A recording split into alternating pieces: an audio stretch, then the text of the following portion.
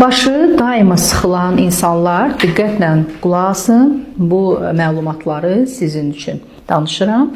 Ümumiyyətlə dünyada nevroloji xəstəliklər arasında birinci yerdə baş ağrısıdır. Yəni insanların ən çox şikayət etdiyi nevroloji problem baş ağrısıdır və baş ağrılarının içərisində də ən çox şikayət edilən baş ağrı növü gərginlik baş ağrısıdır. O insanlar ki, deyir ki, daima başım sıxılır. Sanki başımı nə ilənsə sıxırlar. Sanki başıma bir qazan var başımda. O cürünə gərginlik hiss eləyirəm.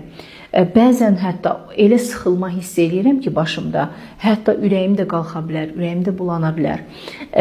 Bu insanların bir qismi başını masaj eləyəndə rahatlaşır. Bir qismi isə o qədər ağrılı olur ki, uzun müddətli baş ağrı keçirdən insanlarda heç başlarına əl vurmaq belə istəmirlər.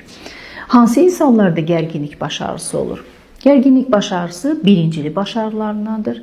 Qorxulu baş ağrısı deyil, amma xronikləşəndə, yəni 6 aydan uzun müddət və ayın 15 günündən çox davam edirsə, insanın həyatını, belə deyək də, müəyyən bir problemlər yaradır, depressiya yaradır, əhval-ruhiyyə problemləri yaradır. Çünki uzun müddətli bu baş ağrısına dözmək çətin olur.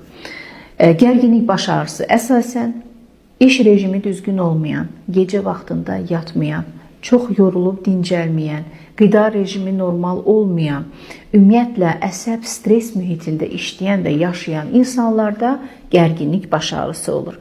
Ona görə əgər siz də artıq uzun müddət, aylarla, illərlə mən dediyim sıxıcı, alından, gicgahlardan sıxan, sanki nəysə dolayıblar başıma, əl vuranda ağrıdır, hətta ürək bulanma da olur kimi şikayətlər olan baş ağrılarınız varsa, bunu biz xüsusi üsullarla